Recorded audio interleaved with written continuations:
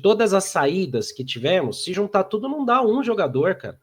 Talvez aí quem faça falta, o William Gomes. O Rato, sinceramente, não estava ajudando muito. O Nestor não estava ajudando nada.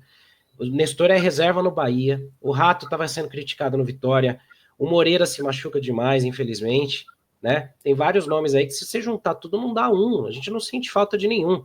Agora, se a gente pensar em quantidade, que aí tem que contratar, não adianta também trazer uma baciada de cara para compor elenco, que é pior do que reservas, do que a base, né, Renan?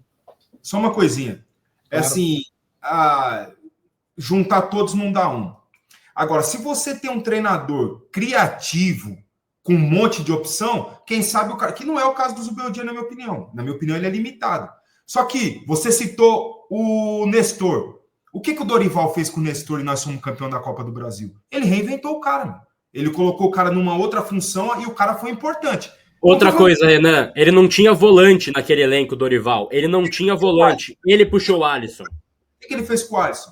Né? O Nestor, eu não estou falando do gol do título. O Nestor ele foi importante. Ele deixou o Caio Paulista importante. Então, se o cara tem o Michel, para mim, ele é um jogador importante para o elenco. Para você ter ali a opção de usar o Michel. Você poderia usar o Michel, ele era versátil em várias situações. Que na mão do Zubeldia poderia não fazer tanta diferença. Mas você pega um treinador criativo, que tem coragem de variar, quem sabe esses caras pudessem ser importantes.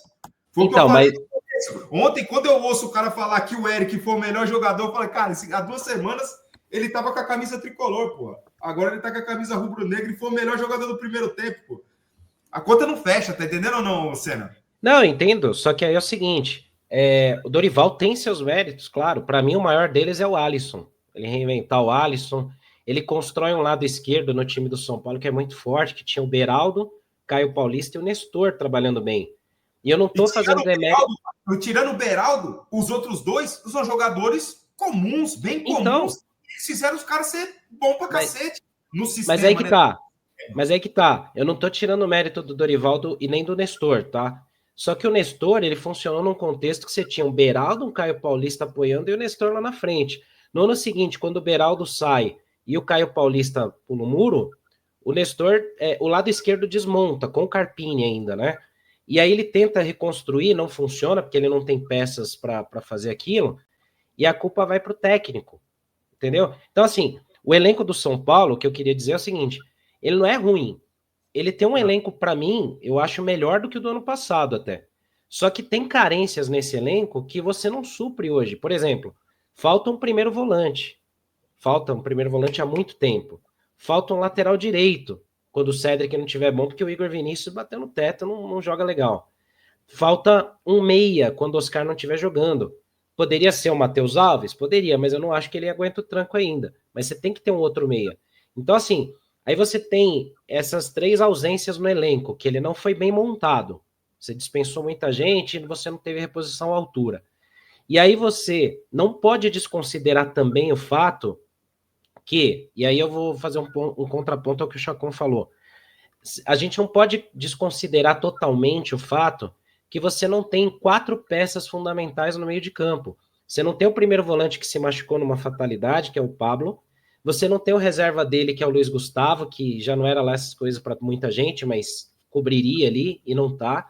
Você não tem o Lucas e não tem o Oscar. Aí, contra o Velo Clube e a Inter de Limeira, beleza, eles jogaram e o São Paulo foi muito mal. Mas é depois dali, depois desse fracasso de Brasília, que lá contra o Palmeiras no primeiro turno, que ele remonta o sistema defensivo para 3 zagueiros, onde a defesa passa a tomar menos gols. Então, pelo menos, eu considero assim, há uma evolução tática defensiva no time do São Paulo com o Zubeldia, e depois dali, a gente passa a tomar menos gols, e o problema é fazer gols. O Caleri numa fase terrível, o Luciano mal, e ninguém faz gol. E aí começa a dar uma ajustada. Mas eu concordo também, eu não estou aqui defendendo que o futebol praticado pelo time do Zubeldia enche os olhos. São Paulo não jogou bem contra o Cruzeiro, não jogou bem contra o Sport, sobreviveu contra o Tajeres e empata vergonhosamente com a Aliança, também com erros individuais, não é só treinador. Esse é o ponto. E só um ponto quanto a isso também, quero ouvir o Chacon em relação a esse tema. Esse é um ponto da defesa do Zubeldia muito forte, né? De que ele faz o que dá com esse elenco, que o elenco dele é curto, e ele mesmo já falou isso em coletivas, né? Que ele acha o elenco curto, que faltam pontos e tudo mais. Eu discordo fortemente dessa afirmação, e aí, cara, quando eu falo isso, não é que eu acho que o São Paulo tem um puto elenco para ser campeão brasileiro, campeão da Libertadores e, enfim, campeão da Copa do Brasil e que é um dos melhores elencos do Brasil, não acho isso, mas eu não acho que seja um elenco que seja, por exemplo, um dos 4 piores da Série A, como foi pontuado por muita gente. Para mim, é de fato, quando você olha para esse número, quando você olha por cima,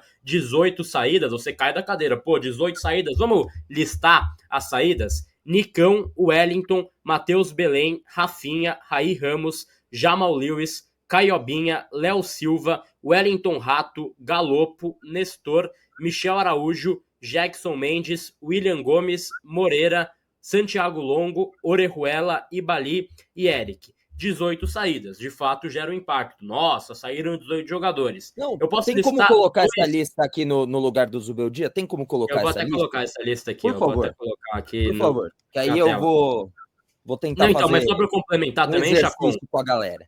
E só para complementar também, Chacon, é o seguinte, cara, para mim, assim, eu posso mencionar 2 ou 3 que eu acho que serviriam a esse plantel. William Gomes, de repente Nestor, de repente Michel Araújo, que não acho que sejam também nomes insubstituíveis. Ah, mas agora ficou apenas a base no banco. Ninguém vai performar em coletivo bagunçado e eles não foram testados no Campeonato Paulista, vale fazer esse parênteses. Então assim, você começa o ano, você usa o Eric, você vai com o Eric lá pra Flórida, joga com ele aqui no Paulistão, ele joga 8 partidas no começo do ano.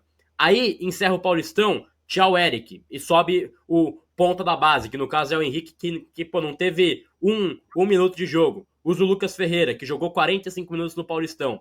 Então assim, cara, eu acho que são escolhas equivocadas que passam por uma falta de alinhamento entre diretoria e comissão técnica, mas o meu resumo é que esse coletivo é mal trabalhado. Não é que é um time que faltam peças a nível de não virar um time capaz de vencer em casa um Sport, que é um time que vai brigar para não cair, um time do Cruzeiro, que ontem estava muito mal também, tem peças boas, mas não consegue performar, um Alianza Lima em casa pela Copa Libertadores. Então, assim, quando era ano passado com o Zubeldia também, com o Thiago Carpini, aí era culpa do técnico, porque aí você pode culpar o técnico porque o time tem peças. Aí já que saíram esses craques que estão na tela, aí já não é mais culpa do técnico. Olha só, ele perdeu 18 peças.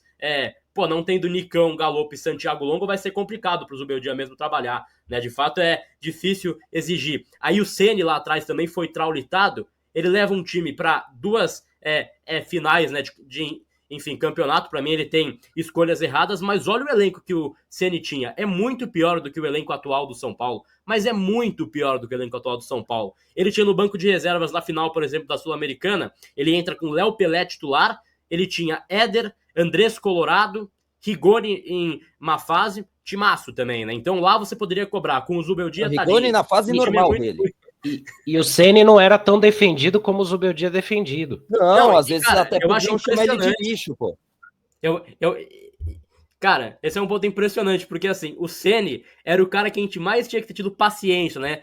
Cara, é pra fazer uma defesa escancarada, bizarra e assim, contorcendo fatos, pô, que seja pelo Rogério Ceni, que é o Rogério Ceni, né? Que é um cara que tem história no São Paulo. Agora, fazer essa defesa escancarada enfim, fora do tom, no meu ver, pelo menos, pelo Zubeldia, com todo respeito, assim, falar que é um dos piores elencos da história do São Paulo, um dos piores elencos dos últimos anos, eu acho esse elenco melhor do que do ano passado e acho esse elenco melhor do que 2021, 22 e 23. Acho que é um dos melhores, inclusive, dos últimos anos. E as peças que ele perdeu, para mim, 2 ou 3 fazem falta, mas passa por usar melhor as opções que vêm da base. Para mim, tem uma ginástica contorcida muito bizarra para tentar justificar. Ele deveria estar apresentando mais futebol com as peças que tem. Eu acho injusto pintar que esse elenco não serve para nada, que o Zubeldia tira leite de pedra. Como falaram, tirar leite de pedra?